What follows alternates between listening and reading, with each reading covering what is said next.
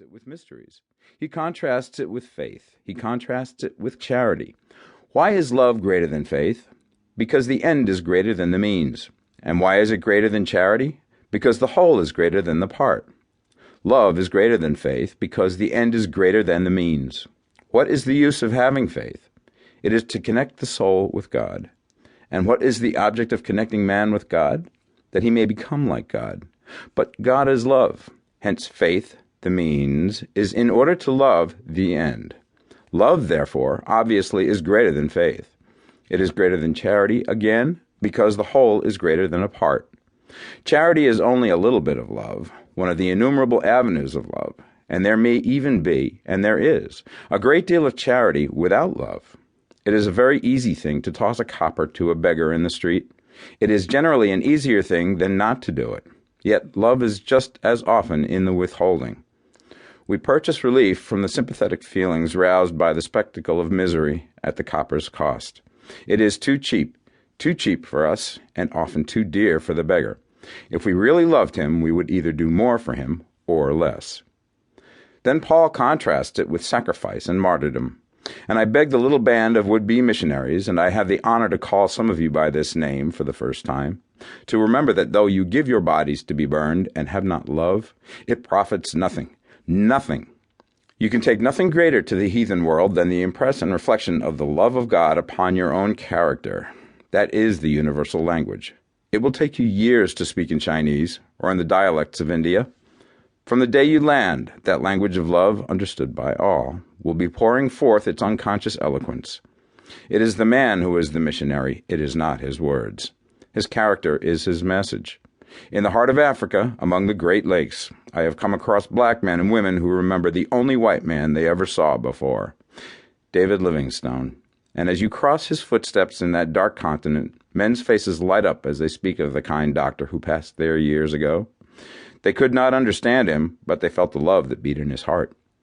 Take into your new sphere of labor, where you also mean to lay down your life, that simple charm, and your life work must succeed. You can take nothing greater. You need take nothing less. It is not worthwhile going if you take anything less. You may take every accomplishment. You may be braced for every sacrifice. But if you give your body to be burned and have not love, it will profit you and the cause of Christ nothing. The analysis. After contrasting love with these things, Paul, in 3 verses, very short, gives us an amazing analysis of what this supreme thing is. I ask you to look at it. It is a compound thing, he tells us. It is like light.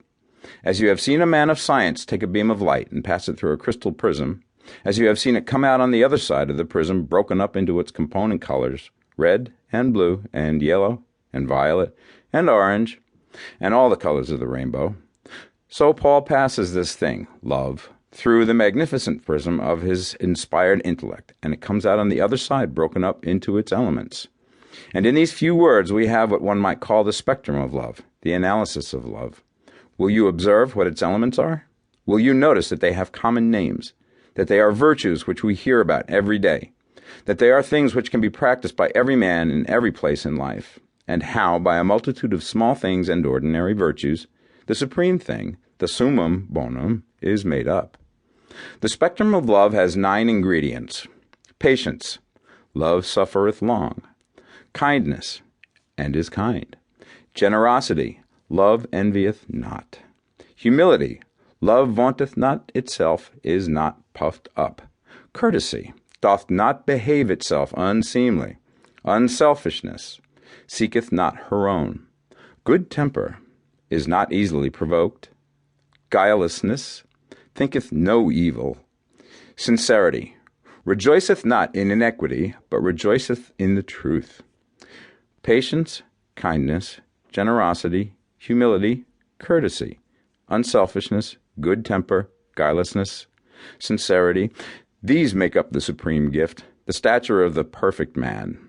You will observe that all are in relation to men, in relation to life, in relation to the known today and the near tomorrow, and not to the unknown eternity. We hear much of love to God. Christ spoke much of love to man. We make a great deal of peace with heaven. Christ made much of peace on earth. Religion is not a strange or